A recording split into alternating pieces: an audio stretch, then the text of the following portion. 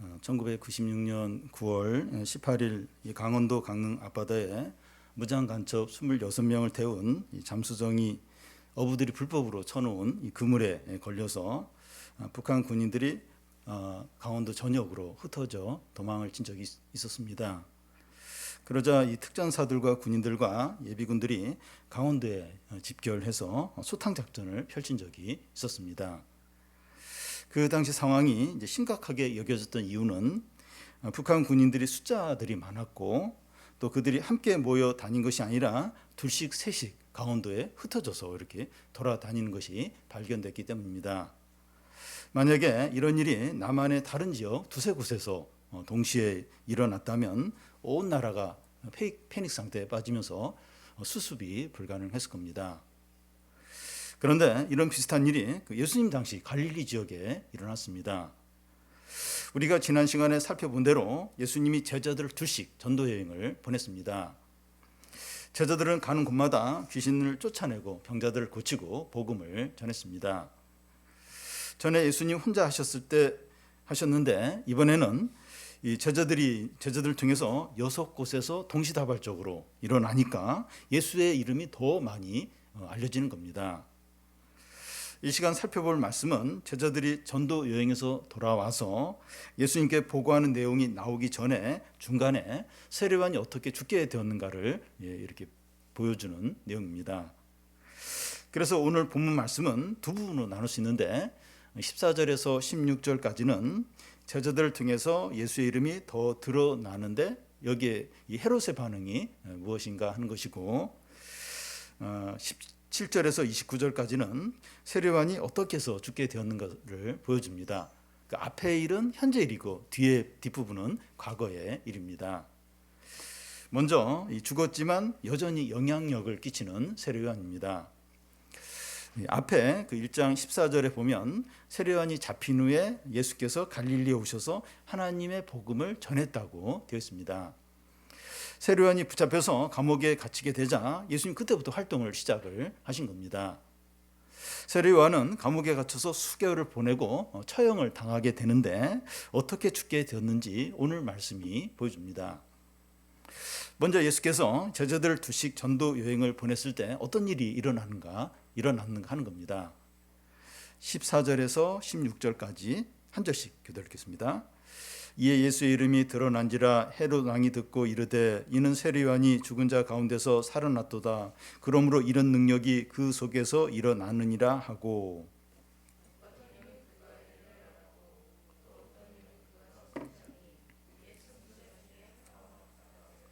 헤롯은 듣고 이르되 내가 목벤 요한 그가 살아났다 하더라. 여기 헤롯은 예수님이 태어나셨을 때 아기 예수를 주기 위해서 온 유대 아기를 죽인 헤롯 대왕을 말하는 것이 아니고 그의 아들 헤롯 안티파스를 가리킵니다. 그는 갈릴리와 베레아 분봉왕입니다. 이 분봉왕이라고 하는 것은 정식 왕이 아니라 일정 지역을 다스리는 영주 같은 왕을 가리킵니다. 헤롯은 자기가 다스리는 갈릴리 지역에서 제자들이 둘씩 다니면서 예수 이름이 크게 알려지자 그 예수는 자기가 얼마 전에 죽인 그 세례요한이 다시 살아난 것이라고 생각합니다. 그런데 다른 많은 사람들은 이 예수에 대해서 엘리야가 나타났다, 구약의 선지자 중에 한 사람이 나타났다, 이런 식으로 이제 보는 겁니다. 그런데 헤롯만은 이 예수는 자기가 목베어 죽인 이 세례요한이 틀림없다, 그 세례요한이 다시 살아난 거다, 그렇게 이제 믿는 겁니다. 헤롯이 이렇게 이제 생각하는 주된 이유가 예수님의 놀라운 능력 때문이에요. 큰 풍랑을 잔잔하게 하고 군대 귀신 들린 자를 치료하고 12년 혈륜병 걸린 여인을 낫게 하고 죽은 아이를 살리는 놀라운 일은 죽은 세례요한이 살아나지 않으면 아무도 이런 일을 할 수 없다는 거죠. 헤롯은 이 세례요한이 죽었지만 신적인 능력 있는 자로 여기고 크게 두려워하는 겁니다. 그래서 우리는 이 제자들의 전도로 예수 이름이 온 땅에 퍼지는 걸 보면서 이 헤롯의 반응, 그리고 또 이 죽은 그 세례요한이 다시 이제 살아났다 이러면서 두려워하는 이런 헤롯의 어떤 모습을 보면서 두 가지를 좀 생각을 해보겠습니다. 하나는 이 제자들이 예수님의 보냄을 받아서 한 일들은 예수님이 직접 하시는 일인 것처럼 강력했다는 겁니다. 제자들이 귀신을 쫓아내고 병자를 고치고 이제 복음을 이렇게 전하자 예수 이름이 더 이렇게 드러난 거예요. 이것은 제자들이 한 일이 예수님이 한 일과 동일하다는 거죠. 기적이 나타나고 이 사단과 어둠의 세력들이 위축되는 겁니다. 여전히 왕으로 권세를 가지고 있는 헤롯 안티파스가 크게 이제 두려워하는 거예요. 이것이 보여주는 것은 우리가 이제 보냄을 받은 제자로 단순하고 충성스럽게 담대하게 행할 때 놀란 일들이 일어나서 예수 이름이 이렇게 더 드러나게 된다는 거죠. 우리가 하는 일이 예수님이 하는 일과 동일하게 된다는 겁니다. 우리가 주일을 함께 보내고 월요일 날 우리 각자의 자리에 가서 이 제자로서 이렇게 살 때 동시다발적으로 하나님이 나타나게 됩니다. 한국교회 교인들이 이제 보냄을 받은 자로서 그 보냄을 받은 제자들로서 한 주를 산다면 우리 사회가 얼마나 바뀌겠습니까? 얼마나 아름답고 공의가 실천이 되고 얼마나 따뜻한 곳이 되겠습니까? 다른 하나는 의인이 죽어도 영향력은 사라지지 않는다는 겁니다. 맥어더 장군이 한 말 중에 노병은 결국 죽지 않는다, 단지 사라질 뿐이다, 이런 말을 했습니다. 창세기에 보면 이 가인이 자기 동생이고 의인인 아벨을 이제 죽이게 되는데 하나님이 동생의 핏소리가 땅에서 나에게 호소를 한다고 말씀했습니다. 이 악인이 죽으면 끝이에요. 아무도 죽은 악인을 두려워하지 않습니다. 그런데 헤롯은 세례요한의 목을 베고 나서도 계속 세례요한을 두려워합니다. 의인은 죽어도 그의 믿음이나 정신은 살아있기 때문이죠. 오히려 그 인이 살아있을 때보다 영향력이 더 큽니다. 세상에서도 그래요. 참 옳은 어떤 정의를 위해서 사는 사람을 이렇게 어떤 독재 정권이 이렇게 죽였을 때 그 사람을 그게 끝나는 게 아니라 온 국민이 들고 일어나서 더 많은 그 영향력이 이제 큰 것을 볼 수 있죠. 의인의 죽음은 이제 그렇습니다. 이 사람의 진정한 평가는 장례식장에서 이루어진다고 말합니다. 우리가 주님의 제자로서 단순하고 충성되게 살다가 이제 죽었을 때 더 빛나고 칭찬받고 영향력이 더 크게 나타나게 됩니다.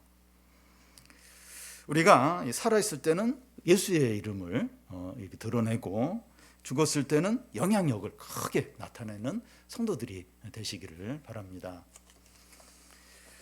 다음은 그 세례요한이 어떻게 죽게 되었는가 하는 겁니다. 17절, 18절을 한 절씩 교대로 읽겠습니다. 전에 헤롯이 자기가 동생 빌립의 아내 헤로디아에게 장가든 거로 이 여자를 위하여 사람을 보내어 요한을 잡아 옥에 가두었으니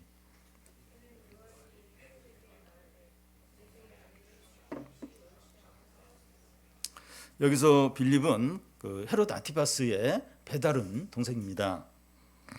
헤로디아는 이제 빌립과 이제 헤롯 안티파스의 이제 조카입니다. 그런데 빌립은 조카인 헤로디아와 결혼한 이제 상태였고 헤롯 안티파스는 이웃나라 나바디아 왕의 딸과 결혼한 상태였습니다. 그런데 헤롯과 헤로디아가 눈이 맞아서 두 사람은 각각 자기의 아내와 남편과 이혼을 하고 재혼을 한 겁니다. 헤롯 안티파스와 헤로디아는 조카 사이인데 다시 부부가 된 거예요. 그 당시 헤롯 왕가는 이제 불륜과 근친 상간으로 유명했습니다. 헤롯은 이제 헤롯 안티파스와 이제 세례 요한은 이 헤롯 안티파스와 헤로디아의 이 불륜과 간음에 대해서 공개적으로 책망을 했습니다. 동생의 아내를 취하는 것이 옳지 않다 하는 겁니다. 그런데 여기 옳지 않다 하였다 하는 시제가 미완료형 시제입니다. 무슨 말인가 하면 한번 책망을 하고 끝난 것이 아니라 반복해서 이 헤롯의 어떤 간음에 대해서 공개적으로 책망을 계속해서 여러 번 이제 하는 겁니다. 그 당시 가장 영향력 있는 세례요한이 헤롯의 간음을 공개적으로 이렇게 책망을 하니까 백성들에게 큰 영향을 끼치는 겁니다. 이런 상황에서 가장 불안해하는 사람은 헤로디아예요. 이 세례요한의 책망 때문에 백성들 안에 비난의 여론이 형성이 되면 헤롯이 자기를 버릴까봐 두려워하는 겁니다. 헤로디아는 이 세례요한이 너무나 미웠고 어떻게 해서든지 없애버리고 싶었습니다. 그래서 헤로디아는 헤롯에게 세례요한을 이제 없애버리자고 이제 막 계속 요청을 이제 했을 겁니다. 그래서 헤롯은 군인을 보내서 세례요한을 감옥에 가둡니다.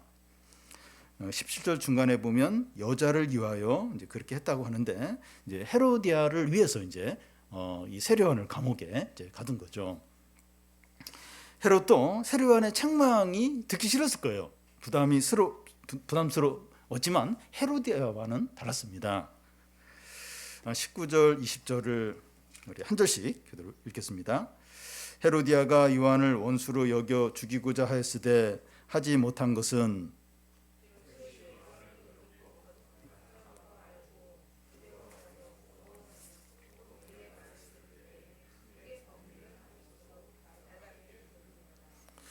세례요한에 대한 헤롯의 태도가 참 인상적이에요. 헤롯은 세례요한을 의롭고 거룩한 사람으로 여겼다고 이제 하는데 이제 존경을 했다는 거예요. 또 두려워하며 보호했다고 하는데 헤로디아가 요한을 자꾸 없애려고 해요. 죽이려고 하니까 보호를 한 것을 가리키고, 또 헤롯은 요한의 말을 들을 때 번민하면서도 달게 들었다 이제 하는 것은 이 간음에 대해서 책망하는 말을 들으면서 아멘 아멘 하면서도 잘 들었다는 거예요. 이 정도면 헤롯이 주님의 제자가 아닌가 하는 생각이 들 정도입니다. 근데 문제는 거기까지만 이제인 거예요. 그것을 어떻게 이제 알 수 있는가 하면 그는 예수님의 이름이 널리 알려진 것을 보면서 자기가 죽인 세례요한이 다시 이렇게 살아난 거다 두려워하면서도 회개를 하지 않았습니다. 이 간음한 것을 양심에 찔려하면서도 간음한 죄를 버리지 않았어요. 그 생활을 청산을 안 하는 겁니다. 사람들은 이제 이런 상태에 있기를 좋아합니다. 양다리를 거치고 두 마음 품고 애매한 상태에 있는 것을 편안하게 여깁니다. 주식 투자를 한 곳에만 하는 것이 아니라 여러 곳에 분산해서 할 때 안전하게 여기는 것과 같습니다. 그래서 세상과 하나님을 다 의지하는 것, 이걸 이제 안전하게 이제 여기는 거죠.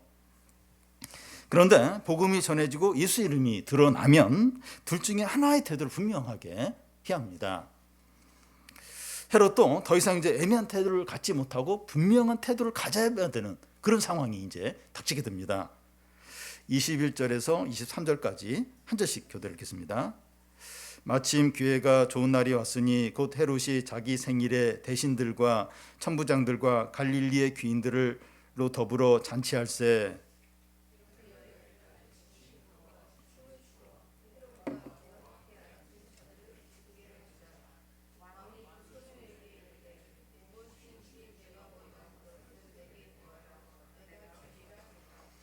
또 맹세하기를 무엇이든지 네가 내게 구하면 내 나라의 절반까지라도 주리라 하거늘. 헤로디아는 요한을 빨리 없애고 싶었는데 헤롯이 이제 보호를 하니까 기다릴 수밖에 없었습니다. 그런데 좋은 기회가 온 거예요. 헤롯의 이제 생일날이 다가온 겁니다. 그 생일 잔치에 갈릴리 귀족들과 신하들과 군대 지휘관들이 다 참석을 했습니다. 잔치가 한참 이제 물을 익어갈 때 이 헤로디아 딸이 살로메인데 귀인들 앞에서 춤을 추기 시작합니다. 그런 자리에서는 보통 직업적인 무의들이 이제 춤을 추게 되는데 공주인 헤로디아의 딸이 이제 춤을 추니까 더 많은 관심을 받게 되죠. 그때 살로메는 14살 정도였는데 그 당시는 이제 그 나이면 이제 결혼을 할 수 있는 그런 이제 연령인데 반나체로 간능적으로 매혹적인 춤을 추는 겁니다. 아마 이제 배꼽을 내놓고 추는 배꼽춤을 췄을 텐데 허리를 1분에 100회 정도 정신없이 막 이제 흔들면서 춤을 추니까 남자들이 그냥 가는 겁니다. 엄청난 환호가 터지면서 너무나 좋아하고 난리가 난 거예요. 헤롯은 손님들이 너무 좋아하는 것을 보며 자기도 너무 기뻐서 살로메를 불러 이제 무슨 말을 하는가 하면 무엇이든지 구하라. 그러면 내 나라의 절반이라도 주겠다. 2번에 걸쳐서 맹세하면서 이런 말을 합니다. 헤롯은 정식 왕이 아니기 때문에 줄 땅도 없어요. 땅도 없는데 이제 해픈 도량으로 무절제한 맹세를 하고 있는 겁니다. 곧 보겠지만 헤롯의 이 맹세가 세례요한을 처형하는 빌미가 됩니다. 술자리나 많은 사람이 모인 파티나 잔치 자리에서는 사람들이 흥분되어 있고 바른 판단을 못할 수 있기 때문에 실수하거나 책임지지 못할 약속을 하거나 충동대로 행동하기가 쉽습니다. 이 분위기에 약한 사람, 또 이제 흥분을 잘한 사람은 특히 이런 자리에 있을 때 조심해야 됩니다. 사단이 활동하기에 좋은 기회가 될 수 있죠. 그래서 우리는 이런 자리에 참석을 할지 판단을 잘 해야 하고, 참석을 이제 하게 된다면 분위기에 휩싸이지 않도록 이렇게 깨어 있는 게 필요합니다. 사단은 이 기회를 놓치지 않아요. 24절, 25절을 한 절씩 읽겠습니다. 그가 나가서 그의 어머니에게 말하되 내가 무엇을 구하리이까? 그 어머니가 이르되 세례 요한의 머리를 구하라 하니,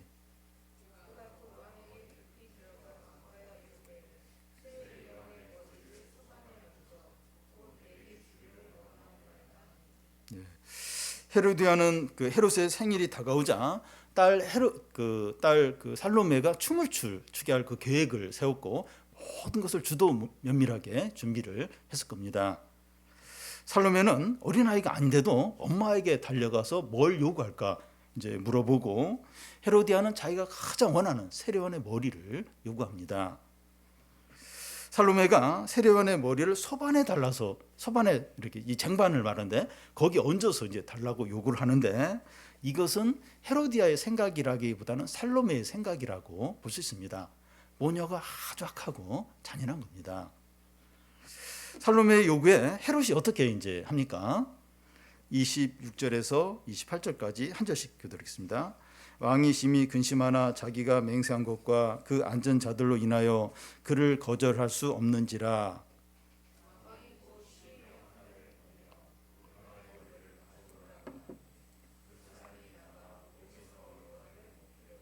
그 머리를 소반에 얹어다가 소녀에게 주니 소녀가 이것을 그 어머니에게 주니라. 살로메가 이 세례요한의 머리를 요청하자 환호하고 웃던 잔치 분위기에 냉기가 가득해지고 손님들의 얼굴이 굳어집니다. 그러면서 헤롯 왕이 어떤 결정을 내릴까 모든 시선이 집중됩니다. 여기 왕이 심히 근심하나 하는데, 여기 근심한다 하는 단어가 예수께서 겟세마네 동산에서 고민하신다는 단어와 같은 단어입니다. 헤롯은 너무나 당황하고 놀라고 힘들어하는 거예요. 세례요한을 죽이는 것은 절대 자기가 원하는 게 아닙니다. 그런데 자기가 두 번에 걸쳐서 맹세를 했고 그 맹세를 귀족들과 신하들이 다 들었습니다. 자기가 맹세하고 번복을 하면 신하들과 이 귀족들 앞에서 자기의 명예가 이제 떨어지는 이것을 생각하니까 자존심이 허락을 안 하는 겁니다. 그는 이 고민을 하면서 너무나 힘들어서 죽을 것 같은 거예요. 그런데 헤롯은 양심이나 진리보다도 이 사람들의 지지와 자기의 명예를 지키기 위해서 결국은 이제 그게 이제 더 우선이 되는 거예요. 그래서 살로메의 요구를 받아들입니다. 한 군인을 보내서 세례요한의 목을 잘라오라고 이제 명령을 합니다. 그래서 그 세례요한의 목이 이제 장반에 얹혀서 가져오자 그것을 헤로디아에게 갖다 주게 됩니다. 이런 소식이 세례요한의 제자들에게 전해지자 그들이 와서 이제 시체를 가져다가 장례를 치르게 됩니다. 헤롯이 결국 이제 세례요한을 이제 처형하는 이 내용을 우리가 쭉 보면서 몇 가지 생각을 해보겠습니다. 첫 번째는 신앙에는 중립이 없다는 겁니다. 헤롯은 세례요한을 의롭고 거룩한 사람으로 알고 존경을 했고 요한을 끝까지 보호하려고 최선을 다했고 책 많은 설교를 들으면서 아멘 아멘 하면서 달게 들었습니다. 살로메가 세례요한의 머리를 요구했을 때 엄청나게 고민하면서 어떻게 해서든지 세례요한을 지키려고 했습니다. 헤롯과 이제 비슷한 인물을 한 사람 고른다면 빌라도입니다. 빌라도 총독은 예수님께 죄가 없고 유대인의 시기심으로 지금 그 예수를 이제 고소한다는 걸 알고 풀어주려고 했습니다.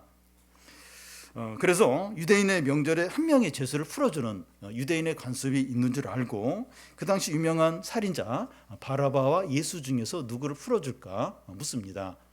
빌라도는 당연히 예수를 풀어달라고, 살인자보다는 그래도 예수를 풀어달라고 하겠지, 그렇게 기대를 했는데 바라바를 풀어달라고 하고 예수는 못 박으라고 그렇게 요구를 한 겁니다.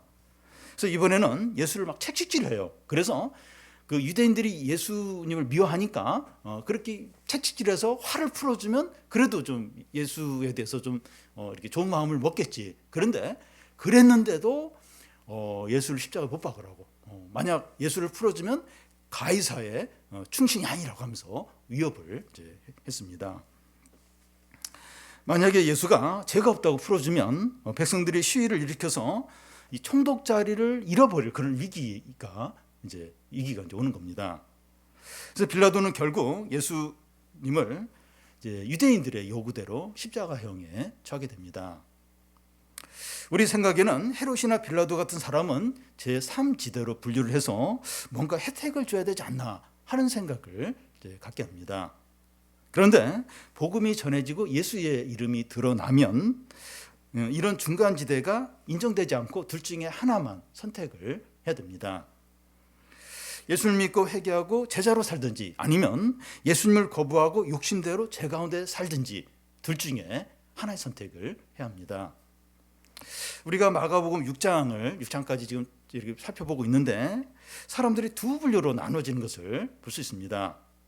예수께 속한 사람들을 보면 군대 귀신 들렸다가 치료된 자와 12년 혈류병 걸렸다가 치료된 여인과 죽은 자기 딸이 살아나는 것을 경험한 회당장 야이로와 또 제자들이 예수님께 속한 자들이죠.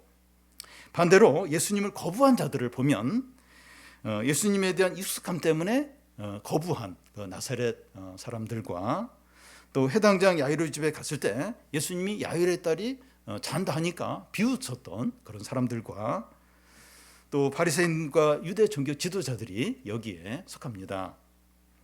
복음이 전파되고 예수의 이름이 드러날 때 모든 사람들은 둘 중에 한쪽에 서게 됩니다.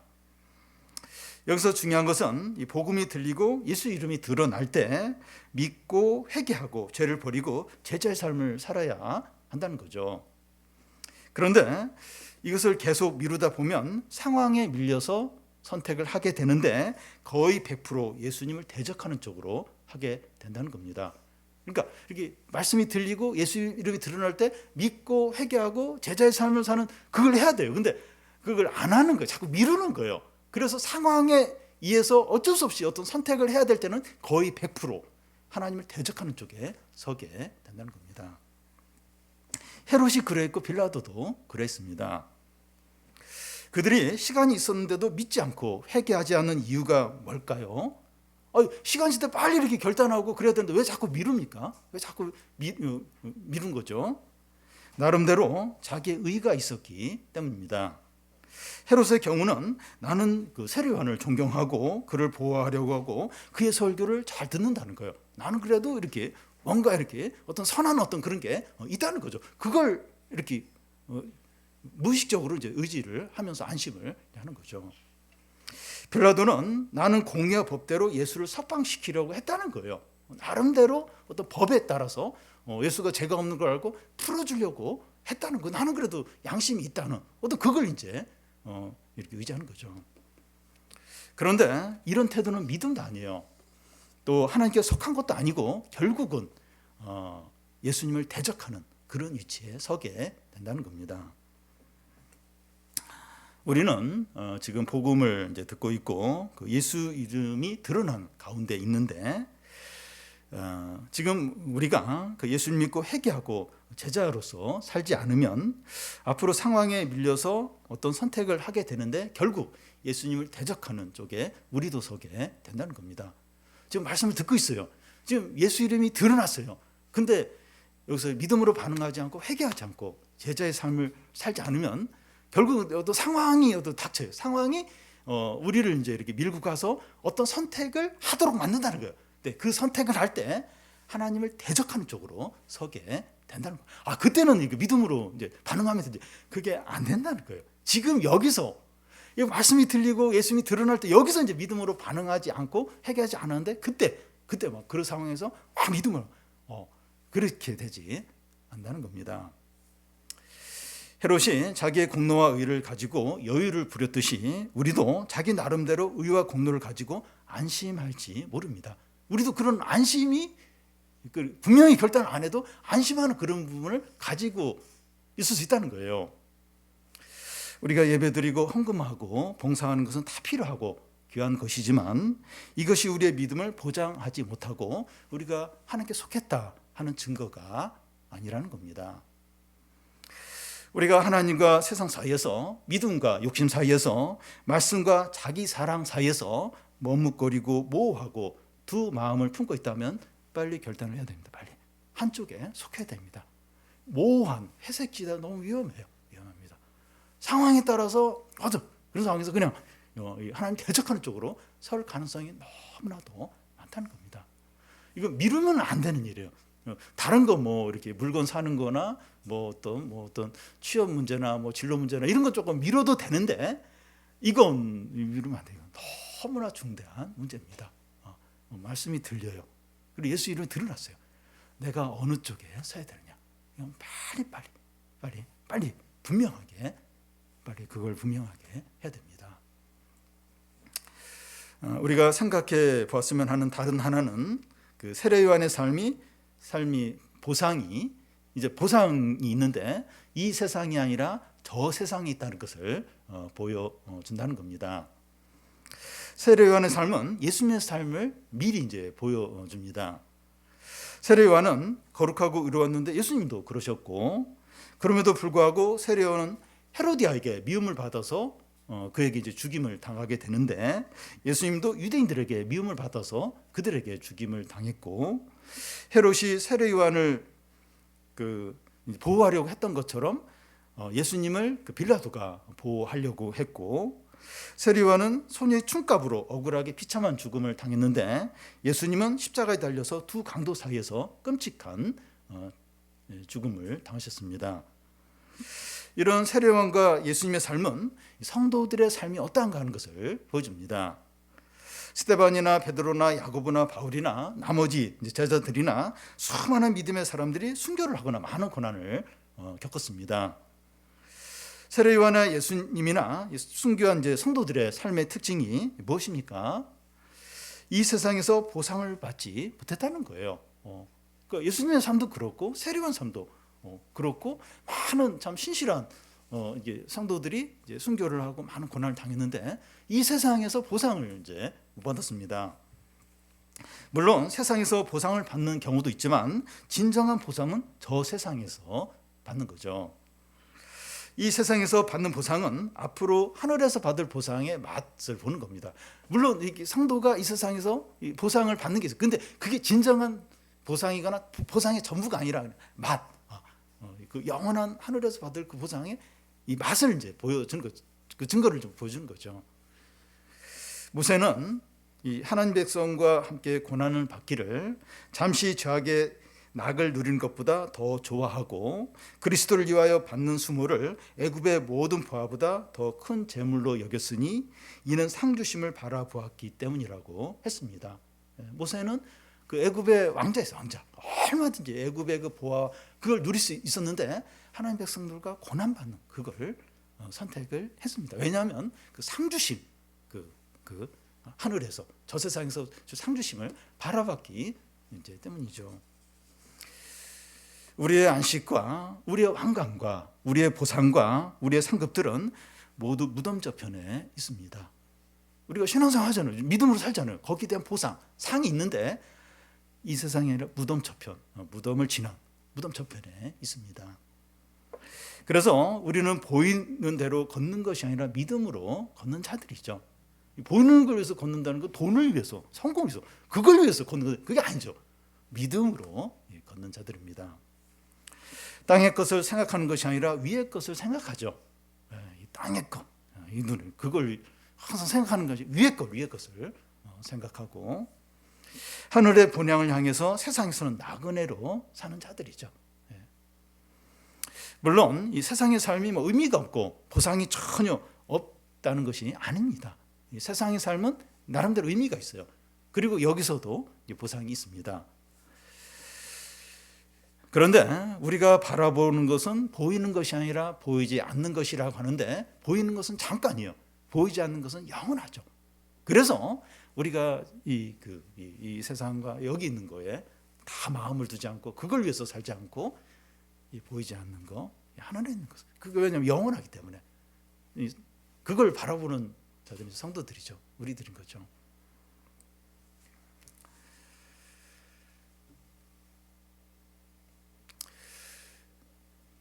고난들이 있습니다.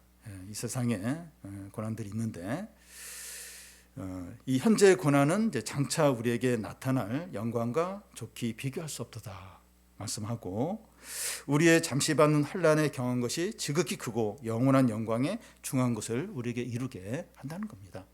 세례요한에게 얼마나 고난이 많았습니까? 성도들에게 고난이 너무나도 많았어요. 그런데 현재의 고난은 우리가 장차 받을 영광과 비교할 수 없다는 거예요. 잠시 받는 현재의 그 작은 그 고난이 앞으로 받을 영원한 그 영광의 큰 무거움, 그걸 이루게 된다는 겁니다. 우리가 받을 진정한 보상과 상은 이 세상에 아니라 저 세상에 있기 때문에 인내해야 돼요. 소망을 갖고 확신을 가져야 됩니다. 이제 이게 진짜 이 성도냐 성도가 아니냐, 크리스찬이 아니냐, 이걸 구분하는 게 뭘 바라보느냐, 이걸로 확연히 드러납니다. 우리는 그래서 인내를 해야 되죠. 소망을 가져야 됩니다. 그러면 헤롯 안티파스는 그 이후에 어떻게 되었을까요? 궁금해요. 이 헤롯 안티파스는 어떻게 됐을까? 헤롯이 이제 헤로디아와 결혼하기 위해서 이웃나라 라바디아 왕의 그 딸을 이혼을 했죠. 이혼을 이제 했는데, 이 라바디아 왕이 자기 딸을 버린 헤롯을 용서를 하지 않는 거예요. 가만히 있겠습니까? 그래서 이제 라바디아 왕이 군사를 이제 모아서 이제 쳐들어오게 되는데 헤롯이 크게 패하게 됩니다. 그리고 또 어떤 일이 있었는가 하면, 이 헤로디아가 헤롯 안티파스에게 분부왕 말고 정식왕을 이제 대라고 막 충동질 하는 거예요. 그래서 이제 로마 황제에게 그 이제 허락을 받아야 되는데 이제 찾아가게 됩니다. 근데 누가 그걸 시기를 해요. 이제 헤롯 안티파스가 정식 왕으로 되면 빼앗길, 손해 볼 이제 그런 사람들인데, 이제 그 로마 황제에게 모함을 합니다. 그래서 이 헤롯 안티파스는 분부왕 자리에서 쫓겨나요. 그리고 추방을 당하게 됩니다. 한때 헤롯이 왕이 앉아서 하고 싶은 대로 다 했죠. 그 왕의 어떤 혜택도 누리고 정욕대로 마음대로 살기도 하고. 근데 그의 마지막이 너무나 이제 비참했습니다. 반면에 그 세례요한은 어떻습니까? 낙타 토롯을 입고 광야에서 지내고 절제하고 경건한 생활을 하고, 근데 감옥에 갇히고 여자의 어떤 춤값으로 최후를 맞았습니다. 헤롯이 자기 욕심과 야망을 위해서 살았다면 세례요한은 하나님 나라를 위해서 살았고, 헤롯이 보이는 것을 위해서 살았다면 세례요한은 보이지 않는 걸 위해서 살았고, 헤롯이 세상의 것을 위해서 살았다면 세례요한은 하늘의 것을 위해서 살았습니다. 우리에게 두 사람의 삶 중에서 어느 것을 선택하겠습니까? 이렇게 물으면 어느 걸 선택을 하겠습니까? 쉽지 않을 거예요. 결정 내리기 쉽지 않을 겁니다. 그래서 이제 중요한 게 뭔가 하면, 이 보이지 않는 것을 위해서, 하늘에 있는 것을 위해서 절제하고 경건하게 사는 거죠. 뭐 경제적인 수준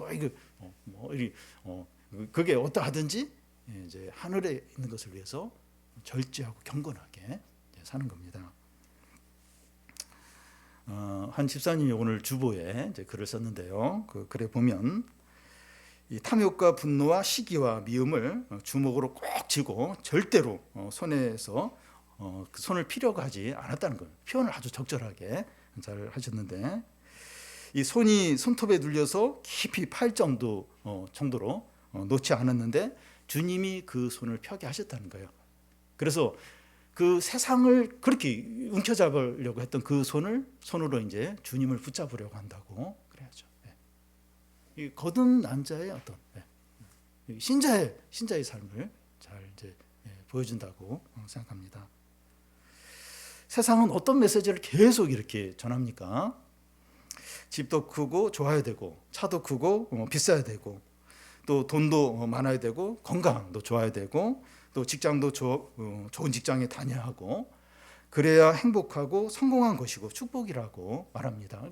그러니까 그 SNS를 보나 TV를 보면 다 이 얘기예요. 다 이 얘기만 계속해서 반복해서 하고 있습니다. 우리는 거의 이제 세뇌를 이제 당했습니다. 그런데 참된 행복과 진정한 성공과 구원은 물질과 보이는 것에 있지 않고 하나님께 있습니다. 로마 시대 유명한 철학자 세네카는 이 보이지 않는 것은 속이지 않는다 이런 말을 했습니다. 보이는 것들 외모든지 인기든지 경제력이든지 사회적인 지위든지 사람을 속여요. 거기에 진정한 행복이 있고 거기에 진정한 구원이 있는 것처럼 계속 속입니다. 그런데 보이지 않는 것, 하나님과 말씀과 또 믿음은 진실하고 참되고 영원합니다. 많은 사람들이 가는 안전하고 보이는 넓은 길이 아니라 인기가 적고 힘들어 보이지만 마지막이 생명이고 구원이고 영광인 좁은 길로 걸어가는 성도들이 다 되시기를 바랍니다.